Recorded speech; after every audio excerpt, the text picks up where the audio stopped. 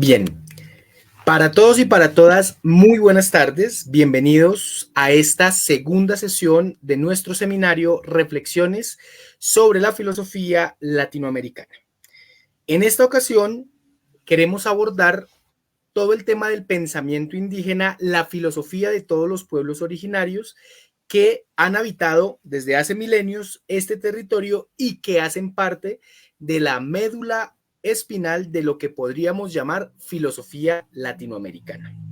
En este propósito, nos hemos llamado a la tarea de realizar una serie de reflexiones que nos permitan consolidar esta propuesta de seminario y expresar la posibilidad del pensamiento indígena de consolidarse como una filosofía. Para esta propuesta nos acompaña el día de hoy el maestro especialista en filosofía maya, doctor Gabriel Herrera Salazar, quien nos acompañará a desarrollar todo este seminario y a responder esta pregunta.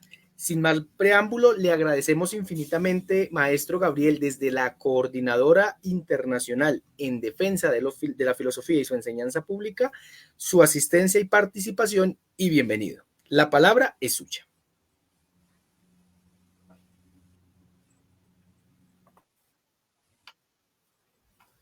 Gracias a los que organizan esto, ¿no? Siempre es un trabajo que hay que dedicarle, ¿no? Tiempo, entonces se agradece eso. Bueno, no nos detengamos en agradecimientos, ojalá y la plática sirva para algo. La pregunta que está detonando, ¿no? ¿Existe una filosofía en nuestro pensamiento indígena, ¿no? Miren, hace tiempo estaba el maestro Carlos Lenkendorf, no sé si ustedes lo ubiquen, es un doctor que teniendo doctorado en la UNAM, me parece, traba clases, se va a las zonas tojolabales y en algún momento ahí saca un libro que se llama Filosofar en clave tojolabal. Los tojolabales es un grupo maya. Y decía que vivió con ellos como 10 años, ¿no? Y después regresa, dice que en esas visitas una amistad de él le comenta es que los pueblos originarios no tienen filosofía. Y él comenta, ¿no? Mi amigo, la persona que le dijo eso era por el hecho de que los pueblos originarios, claro, no hacen la filosofía como lo hacen de manera occidental. Dice, entonces, claro, si no lo haces de manera occidental, si no lo haces de la manera europea como ellos lo hacen, entonces luego no es filosofía, ¿no? Esa es la primera descalificación. Entonces, cuando estamos luchando en este debate, ¿no? Ahí añadimos un poco Miguel León Portilla en México escribió un libro en los 50 de filosofía náhuatl. Y en Joseph Esterman, me parece que es el libro de filosofía andina, me parece que se llama. Y ha habido gente que ha tratado de dar argumentos para contrarrestar finalmente el genocidio, ¿no? El genocidio de los pueblos. Y con él, pues su filosofía, por supuesto, ¿no? Los pueblos hacen su conocimiento y si matas al pueblo, pues estás matando la filosofía. Es otro tipo de resistencia, ¿no? Pero bueno, esto a nivel, digamos, cotidiano, ¿no? ¿Por qué no existe filosofía? Y a nivel académico todavía es más complejo el asunto, porque esto que se decía en una plática con el maestro Carlos Lenkendorf, es el mismo argumento que se da con argumentos, con argumentos, con retórica más elaborada, más sistematizada, incluso apoyada en ciertos autores, donde van a reafirmar que los pueblos originarios no tienen filosofía, no se le puede llamar filosofía, ¿no? Estas experiencias un poco para que les rebote por ahí y por allá, ¿no? En algún momento, en algún posgrado, entré con el proyecto que hemos profundizado, la filosofía maya, y de los pueblos originarios de Abya Yala se ha extendido este proyecto, ¿no? De pronto me decían, no puedes entrar a la carrera, era un doctorado, me parece, no me acuerdo, era un posgrado. Y me decían, no, ¿por qué? Porque no existe eso que estás planteando, la filosofía maya, eh, en los pueblos originarios no había filosofía, por lo tanto tu proyecto no tiene viabilidad. Eh, no les digo qué universidad, por supuesto, ni en qué posgrado, ¿no? Ojalá y se me escuche. Ahí está, es que de pronto se me puso la pantalla como que se me sacara. Y este es un debate que nosotros, a este debate, a este tipo de problemática, ¿no? Lanzamos el desafío de responder, ¿no? De responder de por qué consideramos que lo que se está diciendo y esta descalificación se puede contestar de alguna manera, ¿no? Entonces, como trabajamos con el maestro Enrique Dussel, en algún momento él tenía una metodología que utilizó, ¿sale? Para los grupos, él le llamaba el humanismo semita y el humanismo helénico, ¿no? Eran los grupos culturales que de una u otra manera, cada grupo cultural tenía una perspectiva de lo que era el ser humano. Y entonces, claro, no es lo mismo la perspectiva que tenemos sobre el ser humano eh, y eh, Medio Oriente, ¿no? Estos grupos semitas, no se piensa al ser humano de la misma manera porque cada cultura está construida con un mito, lo que le llaman el núcleo ético mítico, ¿no? Entonces, este núcleo ético mítico es una estructura, ¿no? Mental que determina de alguna manera o hace que en la práctica se generen instituciones que tengan relación con ese mito de origen, un mito cultural de origen, ¿no? Estas eran, digamos, con esta metodología, el maestro Dussel comparaba la filosofía de los griegos con la filosofía de los grupos semitas y veía las diferencias, filosóficamente hablando, cómo uno pensaba uno y uno, el otro, ¿no?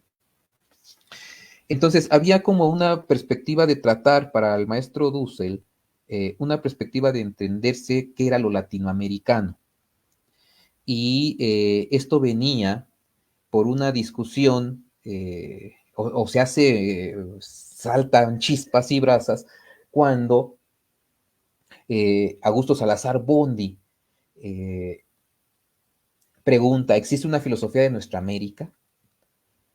Y él responde, Augusto Salazar Bondy en el 68 responde que no, porque mientras seamos gente que está, hoy lo decimos con este concepto, colonizada, dominada, epistemológica, ideológica y toda esta carga, digamos, de la invasión europea, mientras seamos todavía dependientes, colonias mentales de la producción filosófica, no estamos haciendo filosofía latinoamericana, no hay una autenticidad.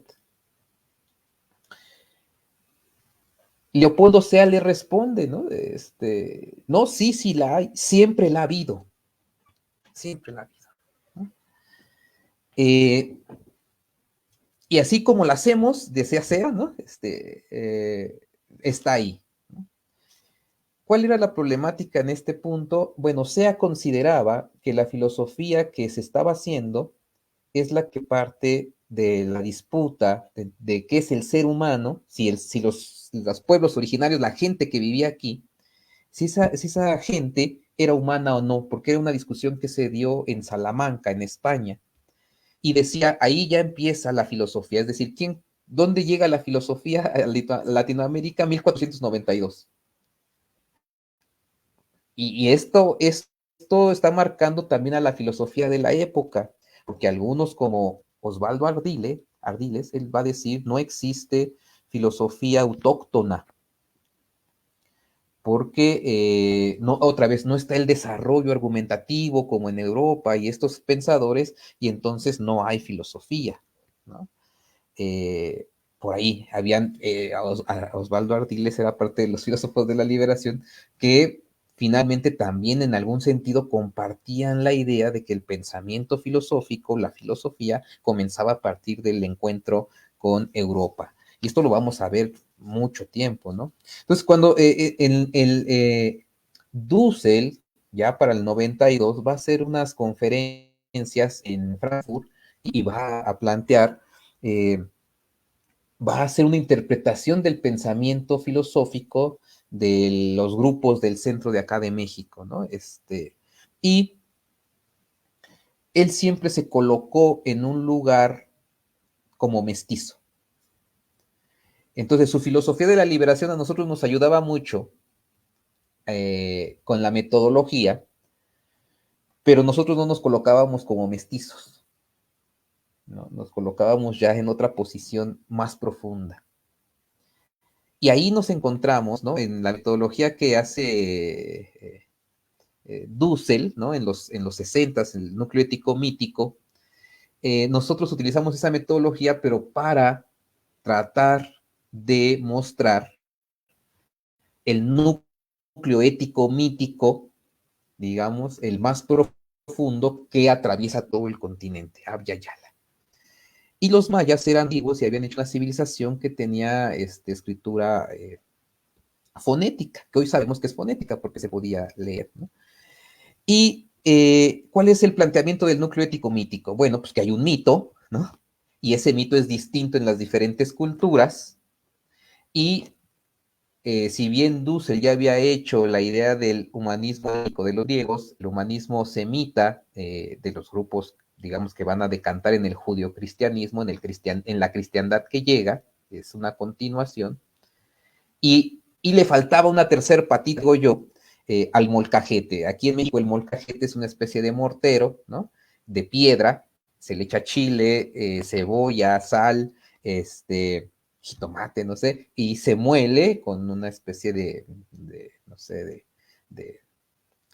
es que es como un mortero, ¿no? Y tiene tres patitas, es llamamos el molcajete, donde se hace salsa y para el taco.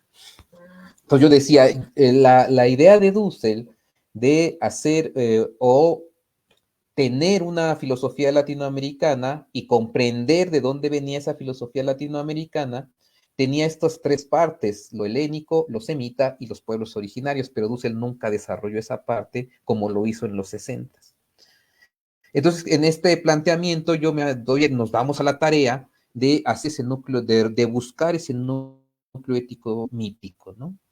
Que determina de alguna manera nuestro contexto, ¿no? Determina nuestras prácticas, nuestras instituciones, ¿no? Pero no se quedó ahí el trabajo, sino que empezó a contestar de alguna manera. Empezó a dar, me fui descubriendo cosas. Por ejemplo, normalmente lo que se dice es que la filosofía en Grecia, nace en Grecia, ¿no? Entre la academia actual, sino al menos en algunas universidades, a mí me tocó esta exclusión. Si tú no haces tesis de griegos, entonces no estás haciendo filosofía, o de filósofos alemanes, no tienes una temática de algún filósofo europeo, lo que fuera de eso no es filosofía. Y de manera estándar se dice que la filosofía nace en Grecia, ¿no? La hipótesis que estamos trabajando, que es de Paul Ricoeur y que la retoma Dussel, y que yo la leo de Dussel, no de Ricoeur, ¿no? Está planteando que el ser humano, en el Paleolítico, en los primeros seres humanos, esta es la tesis, las personas, ya cuando es Homo sapiens, ya cuando somos Homo sapiens, en ese momento el sujeto tiene ya la condición de autoconciencia. Tenemos conciencia de que tenemos conciencia, ¿no? Llega un momento en el cual en este desarrollo evolutivo, a diferencia de todas las demás especies, el ser humano se pregunta las preguntas ontológicas. ¿por qué estamos aquí? ¿No? ¿Cuál es nuestro origen? ¿Cuál es la razón de ser, de estar? ¿No? Estas preguntas ontológicas se dan en todo grupo humano, en el que sea. Entonces, el preguntarse por el estar, por el ser, por lo que, cuál es nuestro origen, esas preguntas ontológicas se las puede hacer cualquier pueblo, cualquier ser humano que ya es Homo sapiens, ¿no? Cualquier Homo sapiens en cualquier parte del mundo va a hacer estas mismas preguntas de alguna manera y se va a contestar de alguna manera, pero como hay regiones distintas, hay diferentes construcción de una respuesta y esta respuesta está dada en el mito. Entonces siempre les digo a los compañeros, ¿no? A los alumnos, ¿no? Imaginemos en los primeros grupos, ¿no? Los primeros grupos humanos, y el joven, el niño, pregunta alrededor del fuego, ¿de dónde venimos? ¿Por qué estamos aquí? ¿Cuál es nuestro origen? Y quizás el más sabio, ¿no? El Amauta, ¿no? El Tlamatimini aquí en México, ¿no? Va a responder, el sabio, pues, el viejo venerable, el que lo sabe, va a responder, te voy a contar la historia, ¿no? Y esta historia empieza a construir un mito, ¿no? En el caso de aquí, del centro de México, ¿no? Pues, la cuestión del maíz, ¿no? Venimos de la tierra, venimos del maíz. Estaba viendo un mito de, ¿cómo se llaman los textos de Guarachorí? Guarachorí me parece que se llama el texto, donde dice que una mujer toma un maíz, lo pone en su falda y va a generar a un dios, ¿no? El maíz, ahí en la parte, digamos, de los Andes, esta parte, ¿no? Lo que quiero decir es, el mito, ¿sí? Que se hace en cualquier cultura, que se desarrolla en cualquier cultura, ya es una respuesta filosófica a una pregunta filosófica, porque es una pregunta ontológica. Entonces, el ser humano, cuando se pregunta estas cuestiones ontológicas, no importa la veracidad del mito, ¿no? Entre el judaísmo, que es muy común entre nuestros pueblos, es pues Dios creó al mundo en 7 días. Punto. ¿Dónde surge el humano? Lo creó, es Adán, y de la costilla saca a Eva, ¿no? La pareja, ¿no? Independientemente, es un mito, es una manera de responder, es decir, la mitopoiesis, es decir, esta capacidad del ser humano para crear una narrativa que dé respuesta a una pregunta ontológica, es de todo ser humano. Y entonces la respuesta es ya una construcción filosófica que está haciendo una respuesta filosófica, ¿sí? A una pregunta ontológica, una pregunta filosófica. Y entonces nos dábamos cuenta, por un lado, que entonces la filosofía no nace en Grecia. Y ahí ya escándalo mundial, ¿no? No nace en Grecia, ¿no? Y el segundo, ¿no? Escándalo mundial, ¿no? Los pueblos originarios de Abya Yala, desde que están en el territorio, 30.000 antes del presente, ya son grupos humanos que están construyendo su propia narrativa explicativa. También otro problema fue cuando se piensa en lo más simplón, digamos, de la filosofía, y que es lo que nos enseña finalmente, es que los griegos pasaron del mito al logos, como si de pronto de un pensamiento de creencias a un pensamiento científico, mito a logos, y no es cierto. Hasta la actualidad estamos determinados por los mitos de origen, ¿no? De las civilizaciones originarias. Y por lo tanto, otra vez escándalo mundial, y por lo tanto, ¿no? Los pueblos originarios, desde que buscamos desde que estamos aquí como Homo sapiens, están haciendo preguntas ontológicas y hay respuestas ontológicas, es decir, hay respuestas filosóficas. ¿Esto qué implica? que la filosofía, y ahí ya viene como la problemática, otras problemáticas más, lo que arroja es de que no, el concepto Latinoamérica, por ejemplo, ¿en dónde se ocupa? A partir de 1492, si bien nos va. ¿Sí? Porque ya con las independencias, ¿no? Siglo XIX, bueno, los siglos de independencias, ¿no? Marcan ya, digamos, lo que va a ser Latinoamérica. Pero si nos vamos más atrás al origen, tendría que ser precisamente en esta parte, ¿no? Ahora, ¿preguntas? Sí, maestro, no. Lo que pasa es que, bueno, ¿Cierro la idea? ya. No, no, no, no, no. Por supuesto, ahí esa idea Bueno, es fundamental porque en la pregunta por si el pensamiento filosófico de los indígenas realmente es filosofía, aparece entonces una interpelación por el método. Y esta pregunta, ¿por qué es fundamental? Porque se dice, si todos los pueblos plantean preguntas de carácter ontológico, dentro del método que utilizaron los europeos, fundamentalmente en ese tránsito que se llama o que se conoce en el paso del mito al logos, ¿cuál es la diferencia que se plantea entre lo que estos pueblos helénicos, a los que se le atribuye el origen de la filosofía e incluso etimológicamente la palabra filosofía, y los pueblos de la Via Yala y sus formas de pensamiento? En el término de lo metodológico, ¿qué es lo que hace que se diferencien estas dos formas de pensar, pero que la una se convierta en filosofía y a la otra se le diga que no? En el término de lo metodológico, esa es una de las preguntas que formulan acá. ya, es una gran pregunta. Bueno, eh,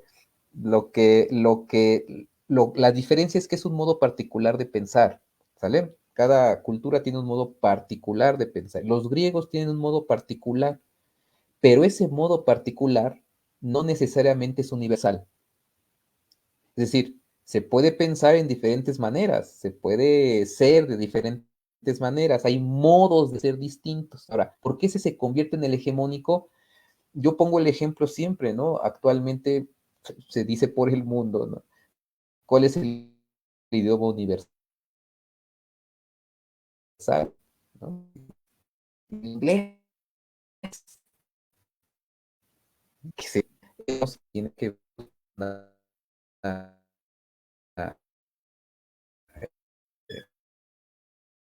cuestión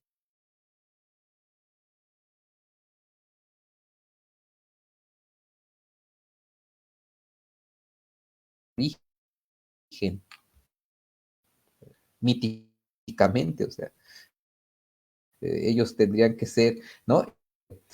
¿Por qué en África, por ejemplo? ¿No? Nada más piensen en esto. ¿Por qué en África, que tienen las construcciones del 5000 años, no hay filosofía según los griegos? Por el simple hecho de que no son griegos, ¿no? Y podemos ponerle en términos racistas, por ejemplo, por el simple hecho de que son negros y no blancos. Eso no son argumentos, digamos, es ya la posición política, lo que hace que algo sea más verdadero que otro, ¿no? Y esto va a permear en el terreno, por ejemplo, de la ética, de la estética, ¿no? Por ejemplo, llega Cortés o llegan los europeos aquí y dicen, mira, yo soy el guapo, tú eres el feo, yo soy el que hablo con el castellano y tú ladras, yo tengo el Dios verdadero y tú el falso. Y esto no es ninguna argumentación, porque esto está respaldado por la violencia de la guerra y se impone una verdad. Este es el conocimiento verdadero. Pero lo que no se espera es que haya resistencia, y siempre la hay. Y esto ya es la filosofía de liberación desde acá. La resistencia cultural de nuestro pensamiento no se puede extraer por matar una generación, porque ese conocimiento viene desde el 30.000 antes del presente y está tan arraigado que no lo puedes quitar en 500 años. Al contrario, el pensamiento filosófico, ¿sí?, de los antiguos y sigue vivo. Y es tal que aquí estamos. No sé si lo respondí, ¿qué No, por supuesto que sí, características maestro. tiene que tener?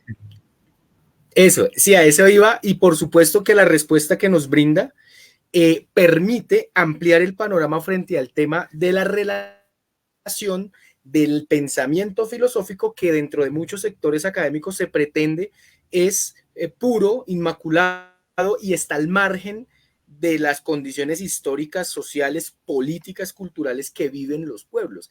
Y por supuesto que se piensa que Aristóteles es el filósofo por excelencia y no lo puede ser Netzahualcoyotl porque es que el proceso histórico, y Miguel León Portilla lo muestra fascinantemente, pues la historia que se narra es la historia de los vencedores y a los vencidos nunca se les permite escuchar qué tan potencial tiene. Entonces, otra de las preguntas que nos formulan en esa misma línea de argumentación tiene que ver con lo que su merced estaba leyendo y es qué características tiene que tener un pensamiento para ser filosofía. Ya. Bueno, depende de quién. O sea, si tienes que ser blanco, este que está aquí que es moreno, no, ¿no? ¿Qué características? Lo que yo podría decir a nivel general, ya con estudios serios, no de ideológicos, de violencia ni de imposición, es que tiene el ser humano, ya cuando es ser humano, ¿sí? Y se pregunta en su conciencia, porque sabe que tiene conciencia, tiene recuerdo, a diferencia de los demás, de los otros seres, cuando ese ser humano, sea niño de 2 años, sea joven de 15, sea lo que sea, mujer, varón, preferencia sexual, la que sea, por el simple hecho de tener conciencia, puede hacerse las preguntas de qué soy, dónde estoy. Esta ya es la pregunta ontológica. Y el hecho de que se pregunte ontológicamente, puede haber diversas respuestas. Eso pueden contestar de manera distinta. Pero la pregunta que hace el ser humano es el ser humano que se pregunta por sí mismo su razón de ser aquí y ahora en este estar del mundo. Esa es la característica que de pronto pareciera ser que tenemos que tener claro que para nosotros, desde estos estudios que estamos haciendo, desde la filosofía de los pueblos originarios, ¿sí? Estamos diciendo, o sea, ¿cuál es la característica? Pues que nos da, como cualquier otra pregunta, hacemos filosofía en el momento en que estamos pensándonos en comunidad. Las respuestas son distintas, pero lo que importa es que el ser humano se pregunta ontológicamente. Esa sería la característica para nosotros, ¿no? Para otros sería, pues tienes el título, ¿no? Estás citando en griego, no sé, fuiste al Congreso, entonces sí estás haciendo filosofía. Eso ya son otros criterios, ¿no? Pero cuando hablamos de sabiduría, estamos hablando de una sabiduría que no necesariamente está en un libro, también lo está, pero hay otras fuentes de conocimiento. Y eso es de la vida, incluso hasta genéticamente. No sé si respondí lo que me están preguntando. Por supuesto que sí, maestro. Y aquí nos comenta Bueno, otro de nuestros espectadores y es, lo pongo en pantalla, si la historia la escriben los que ganan, eso quiere decir que hay otra historia. La verdadera historia, quien quiera oír, que oiga. Y es de Nevia, dice acá. Y eso, que este comentario que nos hace Juan Carlos Aguiar, muchas gracias también a Juan Belis Flores, nos hace pensar entonces en el establecimiento de unos criterios de validez.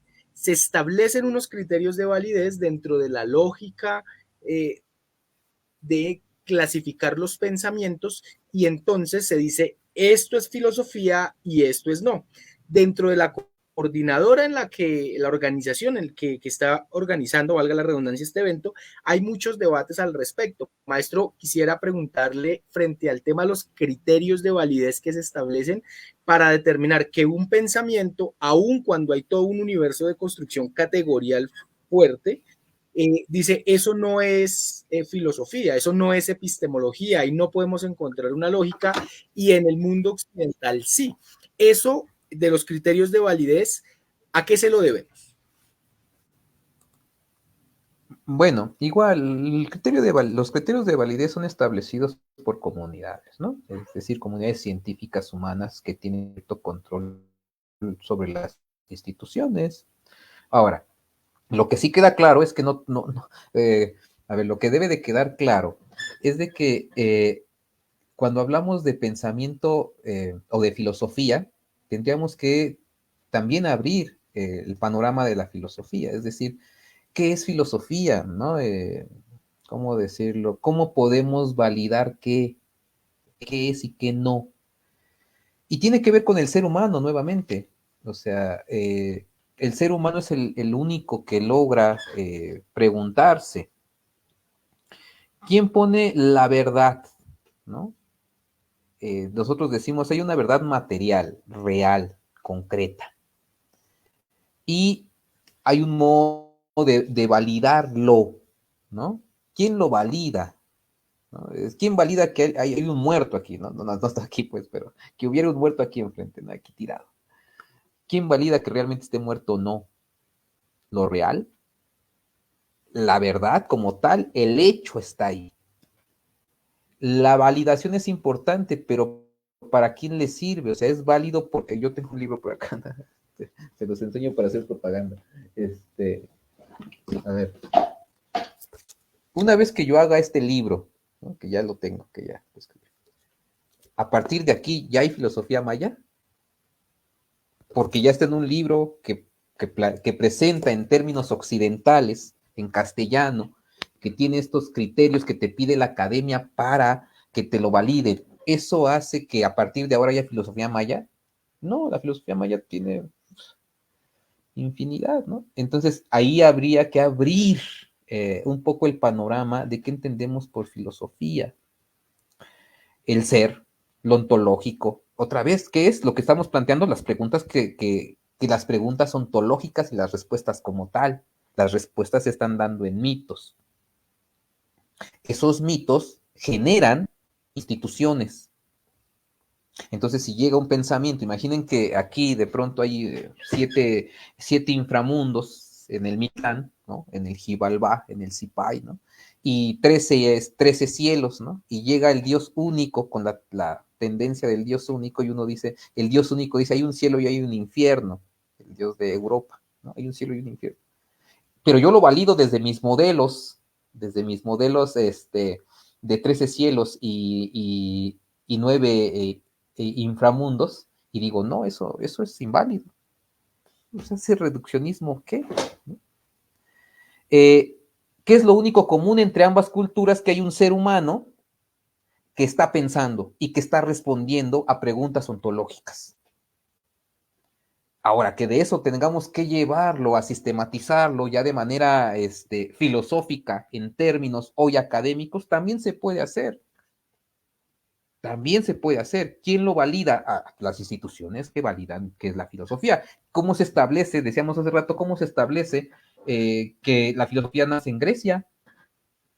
El amor a la sabiduría y la sabiduría nace en Grecia. ¿Quién lo valida? ¿Cómo se validó? ¿No? Evidentemente hay un lenguaje, ¿sí? De lógica, porque dicen, no tiene una lógica. No tiene una lógica. ¿Lógica de quién? Claro que hay una lógica. Cuando se construye el mito, ¿no? El Prometeo, ¿no? Que es el eterno retorno de lo mismo, lo uno, ¿no? Dios único, pues claro que tiene ahí una expresión cultural y se materializa. Todo mito, ¿sí? Ese núcleo ético-mítico, lo que hace es, en algún momento, condicionar de alguna manera culturalmente la temporalidad real en la que estamos y genera instituciones para vivir y sobrevivir, vivir en comunidad. Y de ahí se genera la política, de ahí se genera la economía, de ahí se generan una serie de cosas, ¿no? Entonces, lo común otra vez es la vida comunitaria para todos. Y ahí hay respuestas distintas, modos distintos de hacer política, modos distintos de hacer ética. Eh, y esto no quiere decir que sea relativismo, es que todos somos seres humanos, sin distinción, y nos hacemos las preguntas ontológicas. Pero, pues bueno, son debates, por supuesto. No sé si contesté.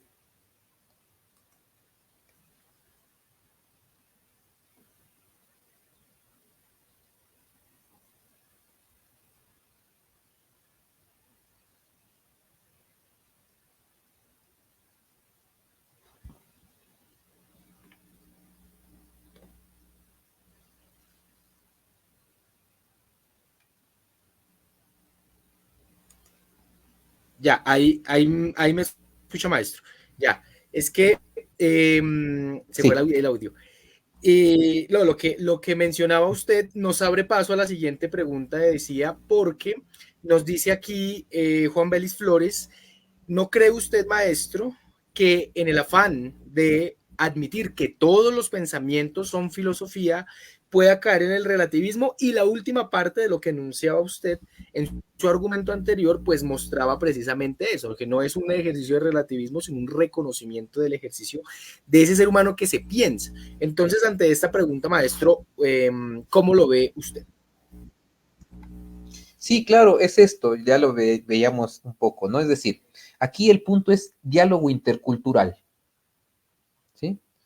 ¿Y qué es lo que nos hace común? Ya lo decíamos, lo que nos hace común es que somos seres humanos de cualquier cultura, de cualquier género, que tenemos conciencia, de que tenemos conciencia y nos podemos preguntar ontológicamente y responder de alguna manera por medio del mito, y eso nos da una tranquilidad ontológica, nos hace sentir seguros. ¿De dónde venimos? Del maíz, perfecto, me voy a dormir sin estarme preguntando qué será de mi existencia, una tranquilidad ontológica. Y esa tranquilidad ontológica de una cultura de pronto entra en diálogo con otra cultura, pero no es lo mismo el diálogo que el genocidio, porque la cultura de lo uno no acepta lo otro. En este caso, nosotros, al menos desde acá, la complementariedad originaria, ¿no? Ometeotl, Alon Cualón, Tocapo y Maimana como principio, hombre-mujer, siempre acepta lo otro, lo distinto, lo análogo, lo que yo no soy. Y solamente ese dos como principio genera vida. Entonces, claro que se puede hacer diálogo intercultural, pero cuando hay una cultura de lo uno, de lo esto es lo verdadero, mi cultura es y la tuya no, es una cuestión imperial y se impone. Y eso sí es relativismo, porque no se ve que lo que nos hace común, ¿sí? Está por encima de cualquier relativismo. El ser humano es tan misterioso interculturalmente, ¿no? Es tan misterioso en el sentido de que sin saber la misma lingüística ni la misma cultura, pero cuando se está en sentido de peligro, puede ser solidario con un otro, ¿no?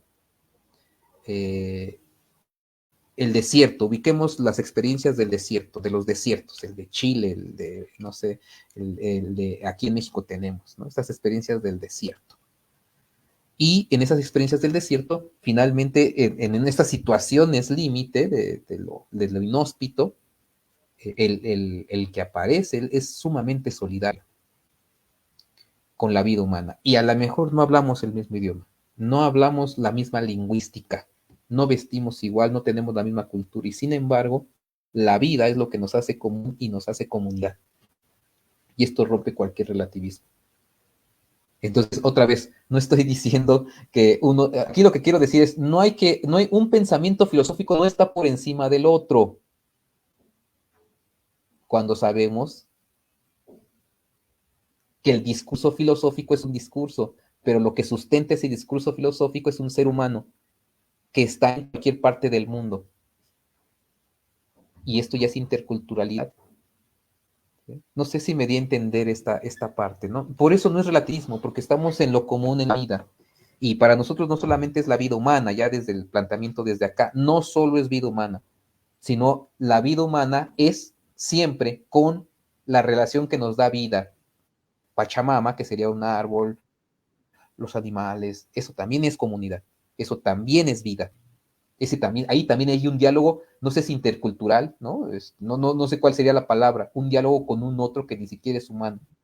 Pero esto, ojo, no lo tiene Occidente, porque Occidente es un sujeto frente a un objeto, y lo que está fuera del objeto, en esta epistemología kantiana moderna, es algo, como ese objeto lo puedo someter, dominar, controlar, aniquilar.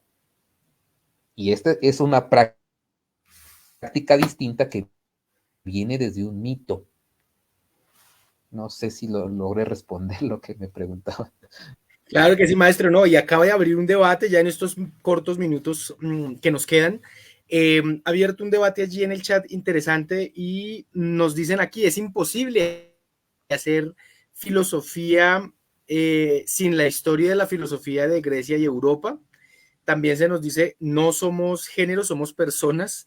Y finalmente, la misma persona nos dice, ¿cuál es la diferencia entre cultura y civilización?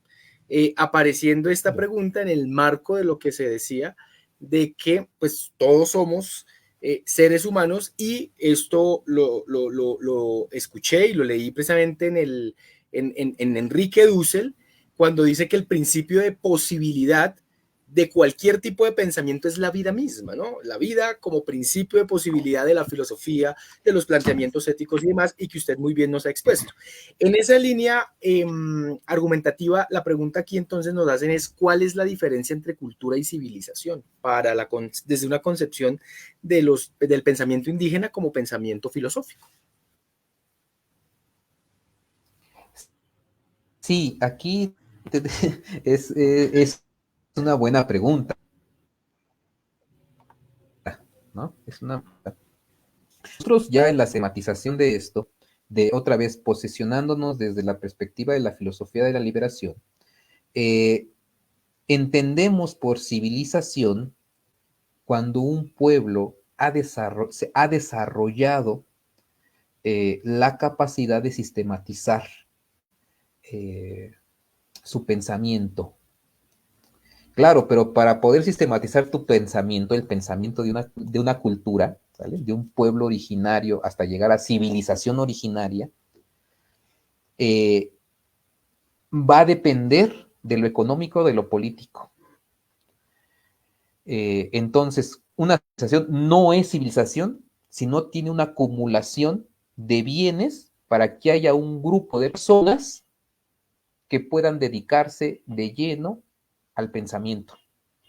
¿Esto qué quiere decir? Que toda civilización, si bien alcanza un grado de esplendor, el clásico, los periodos clásicos, ¿no? El Tahuantinsuyo, quizás, ¿no? Sería el ejemplo, el Tikal en Chichen Itza, Teotihuacán, Chavín, ¿no? Eh, eh, eh, son civilizaciones, pero que para tener esas megaconstrucciones se requirió una acumulación de recursos y de tributos para que lograran sistematizar su pensamiento. Entonces, la civilización, si bien es un esplendor, a su vez, su otra cara es la decadencia. Es la decadencia, ¿por qué? Porque para llegar a ese tipo de civilización se requirió mucho sometimiento, mucha guerra. Y claro que esto cobra su precio con la historia. ¿Sí? Entonces, una civilización tiene estas dos, al menos nosotros así lo entendemos, estas dos formas en que aparece. Por un lado aparece como el nivel de esplendor donde se da una escritura, una sistematización, hay escuelas de conocimiento, hay arquitectura monumental, ¿sí? Pero por el otro lado, el lado oculto de eso, que hay que entenderlo así, es todo el dolor que tuvo que, todo el tributo, toda la opresión que tuvo que extraer de otros pueblos, también de aquí de la zona, ¿sí? Para lograr eso. Entonces, la civilización, podemos entender eso. Cultura la vamos a entender como lo que el ser humano es como ser humano, la transformación de la naturaleza, ¿sí? Entonces, cuando el ser humano transforma la naturaleza, ¿sí? Cuando la hace consciente y le da una forma distinta a la que es en su naturalidad, está haciendo cultura. Por lo tanto, el lenguaje, el conocimiento, el mito, ya son cultura. Eso sería cultura. Y esto se da a todo ser humano. La civilización se da en ciertas regiones solamente, centros de poder político imperial. Así lo utilizamos nosotros. Perfecto, maestro, muchas gracias. Vamos a ir finalizando nuestro encuentro con 3 comentarios, preguntas que formulan aquí nuestros espectadores, nuestros asistentes a esta sesión. El primero es de Gerardo Luis Martín Conde. Dice: mi querido maestro Gabriel Herrera, fuiste mi primer contacto con tus clases por internet con Enrique Dussel y desde entonces lo sigo. Mi pregunta tiene que ver con el zapatismo como filosofía indígena y cómo se relaciona con las filosofías del Abya Yala. ¿Qué diferencias y similitudes hay entre ellas? Reitera, el zapatismo y el Abya Yala. Esto es un tema complicado, pero brevemente a Gerardo, ¿qué le podríamos responder, maestro? Sí, mira, ¿qué hay de filosofía maya en el zapatismo? Pues todo, ¿no? Otra vez, la tesis que hemos trabajado, seguiremos trabajando y que parece ser que nos da cierta lógica de entendimiento. Hay un núcleo ético mítico. El mito de los mayas tiene que ver con el maíz, pero con los gemelos, ¿no? Con las dos partes, la muerte y la vida, siempre la luna y el sol. Eh, y esto se va a ver reflejado en su política, ¿sí? Otra vez, el núcleo ético mítico decanta en instituciones. Una de ellas es la política. Y en la política, por ejemplo, se habla, por ejemplo, del mandar obedeciendo. Este mandar obedeciendo, ¿quién es este? A ver, pongo en el ejemplo, el subcomandante Marcos, cuando es el jefe militar y aparece en las entrevistas en las primeras horas de 1994, dice: yo soy subcomandante. ¿Por qué subcomandante? Y él responde: porque detrás de mí está la comandancia en general. ¿Y quién es esa comandancia? Los pueblos. ¿Esto qué decía? Detrás está la comunidad, siempre. Y esto viene en el mito, porque para cuando el ser humano naciera, para que tuviera que nacer, hubo una comunidad de dioses creadores, y estos dioses creadores dieron la vida. Lo que siempre está es la comunidad, siempre el nosotros, el mayas, ¿no? Eh, este mandar obedeciendo no es una ocurrencia teórica de algún filósofo de la filosofía política moderna, porque para los modernos es el yo pienso, pero además es el individualismo, el egoísmo, la violencia, ¿no? El yo puedo más, el quien roba más, este tipo de corrupciones del yo, pero en el nosotros, ¿sí? Es distinto porque el representante político solamente es un vocero de otros. En cambio, la política moderna es un yo que se impone a los que somete, porque soy el absoluto de Hobbes, ¿no? Y todos tienen que ceder su poder para que yo mande, o rey. Esta es una diferencia. Ahora, todo este tipo de política se va a dar en todo el continente. Evo Morales últimamente sacó lo mismo del mandar obedeciendo y dijo: mi poder es un poder obediencial, de obediencia, de servicio a mi pueblo, a la gente, a estos que están detrás. Es una especie de servicio de donación. Yo lo doy. ¿Por qué? Porque fue el mandato que se me dio. Es una responsabilidad, no es un privilegio, ¿no? Es una responsabilidad. Y este tipo de políticas de comunitarias está en todo Abya Yala.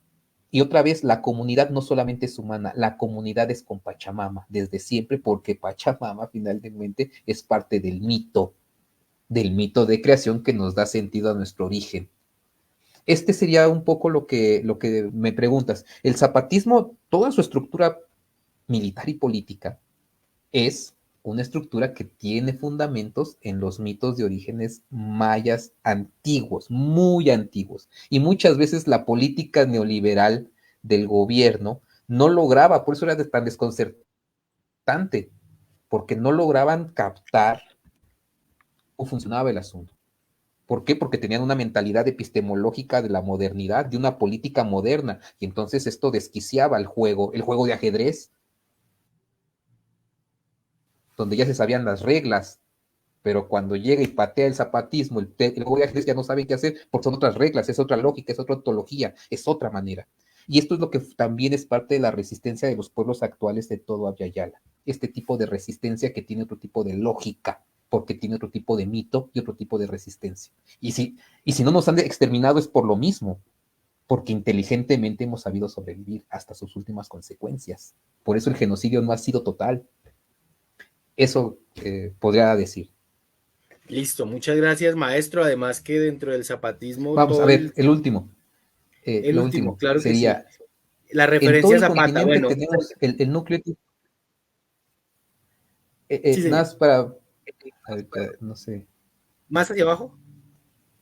para decirles que el núcleo ético-mítico entre los pueblos nuestros en todo el continente, otra vez yo lo digo, tiene que ver con el Alón Cualón, Tocapu y Maimana de los Andes y el Ometeotl entre los mexicas. Este principio de complementariedad es lo que fundamenta muchas cosas, ¿no? Y eso está en todo el continente, en lo más profundo, en la raíz más profunda. Eso. Listo, maestro. Muchas gracias. Y la última pregunta sería para ir finalizando nuestra sesión. Y la pregunta acá, la pregunta que hacen es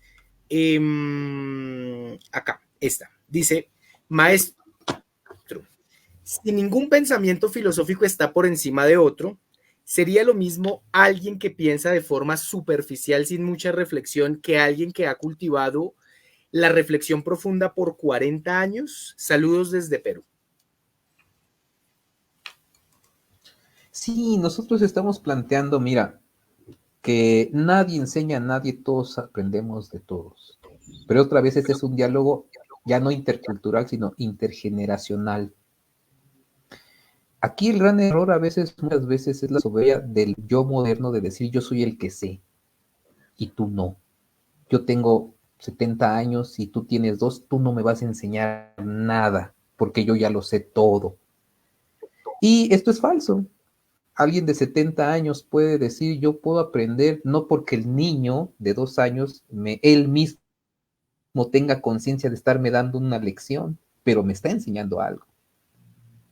Pero como yo lo sé todo, este ego moderno, ¿no? Yo no acepto la interdisciplina, no acepto la interculturalidad, no acepto la intergeneracionalidad de los conocimientos. Yo sé algo, tengo 70 años, no sé, 80, ¿no? Por poner un ejemplo. Y tú tienes 16, 15. Y que yo lo sepa todo es falso. Y que tú lo sepas todo también. Partimos del principio de que ambos somos unos ignorantes de este misterio que es la vida. Y que yo puedo aprender algo de ti es porque me estoy abriendo a querer comprender al otro. Y que él aprenda algo de mí también. Pero esto sí implica un trabajo distinto ontológico. Porque siempre, la pregunta es, ¿alguien sabe más? ¿Lo estás viendo cuantitativamente? ¿Cuántos libros ha leído uno? ¿Cuántos libros ha leído el otro? Yo puedo aconsejarte algo de lo que sé, pero eso no es la verdad absoluta, en lo más mínimo. Y la persona joven puede precisamente aportar lo nuevo a aquel que no lo sabe, ¿no? Yo soy un retrógrada de los sistemas de cibernéticos actuales, del Internet, ¿no? Le pico más o menos, pero alguien muy joven me puede enseñar otras cosas si yo quiero también abrirme a aprenderlo. Pero esta es una actitud distinta, si te das cuenta. Estamos partiendo de Freire. Nadie enseña a nadie, todos aprendemos de todo. Y si seguimos ese principio, no hay jerarquía de a ver quién sabe más, quién sabe menos. Solamente les cuento esta historia, a ver. Un día, mi yo moderno, siempre lo pongo, ¿no? Un día mi yo moderno es, llego a la montaña, ¿sí? Y me dicen, con mis 3 libros de ahí del Capital en la mochila, ¿no? Y me dicen, vamos a subir la montaña. Ah, pues claro. Y me dicen, a ver, para empezar, te tienes que quitar tus botas, esas que te compraste no sé dónde, ¿no? Ah, pues están bien bonitas, ¿no? te tienes que poner estas de hule, porque vamos a pisar lodo, y si tú llevas esas botas que llevas, se te van a quedar atoradas. Vamos a caminar en medio de la selva.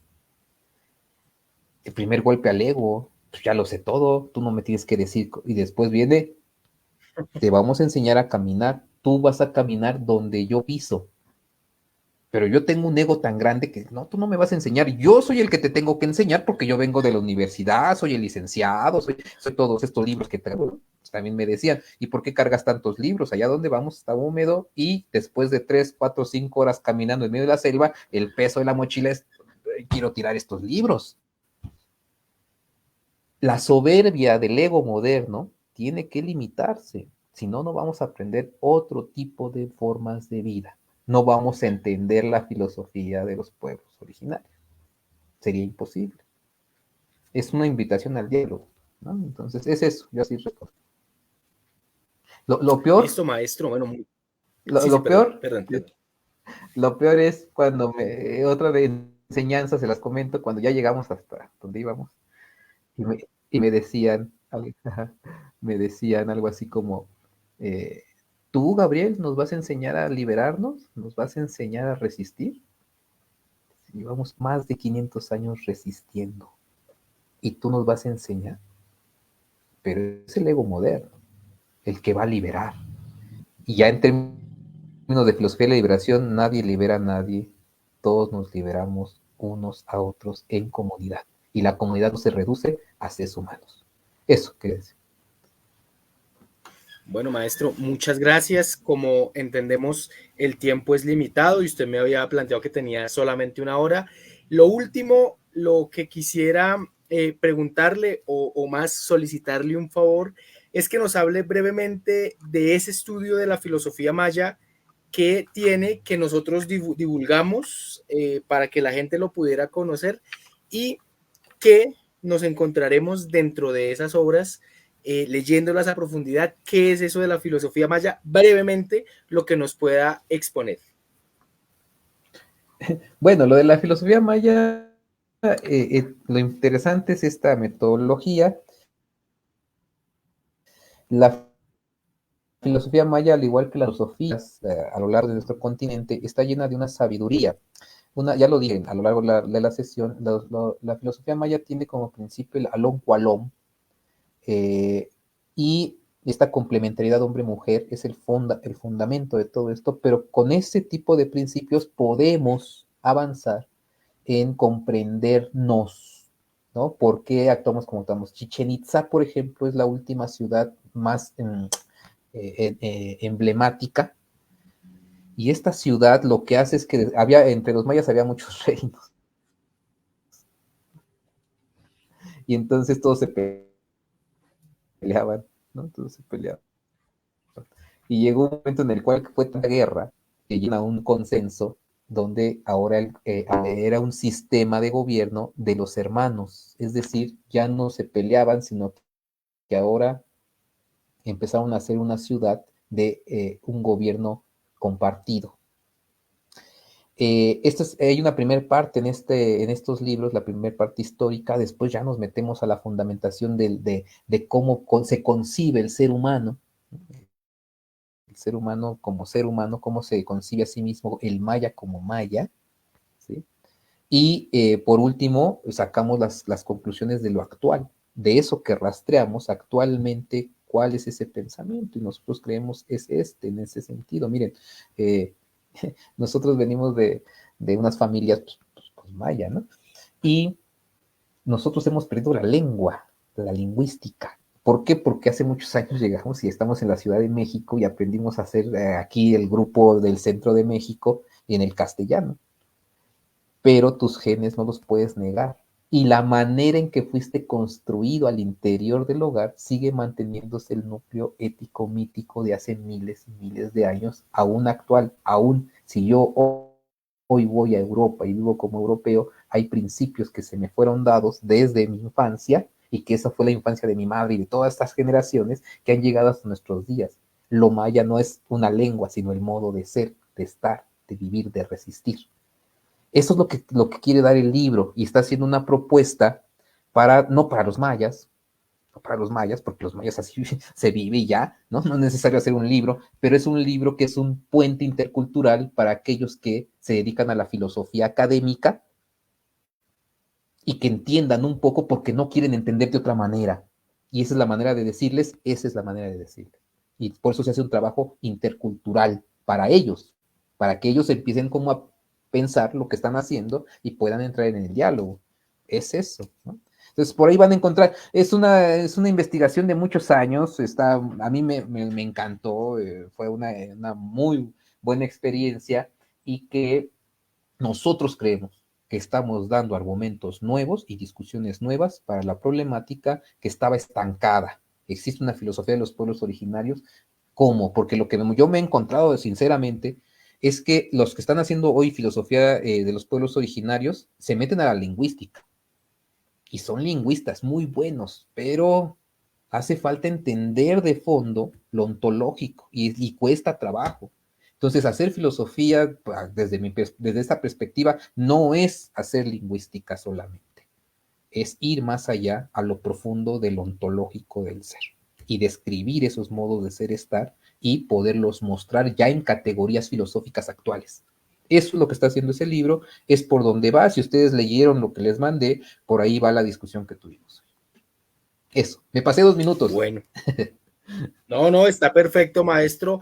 Agradecerle infinitamente su tiempo, su disposición y solamente molestarlo con algo más y es enviarle un mensaje a todos los integrantes de esta coordinadora que buscamos defender la filosofía, abrirnos a otras formas de pensar filosóficamente, combatir esa lógica de mercado del neoliberalismo y por supuesto a todos nuestros espectadores a que sigamos en esta lucha de defensa del pensamiento. Solamente unas breves palabras de despedida y eso sería todo, maestro. Pues muchas gracias a ti, Sebastián, a todo el equipo. Yo, como vuelvo a repetir, me parece impresionante el trabajo que hacen y cansado, por supuesto, y entonces mi reconocimiento a ustedes y si de esto sale algo positivo para dialogar, charlar, pues estamos con el corazón abierto para ustedes, ¿no? Y gracias por la invitación, porque quiero decirles que hay pocos espacios, hay espacios reducidos para hablar de esto, en filosofía. Muchas gracias. Bueno, gracias maestro, gracias a todos nuestros espectadores y no se olviden, conéctense en la tercera sesión, estará próxima a salir sobre el pensamiento filosófico en la época del dominio colonial y la posterior proceso de independencia. Esta es la Coordinadora Internacional en Defensa de la Filosofía. Muchas gracias por su conexión y hasta luego.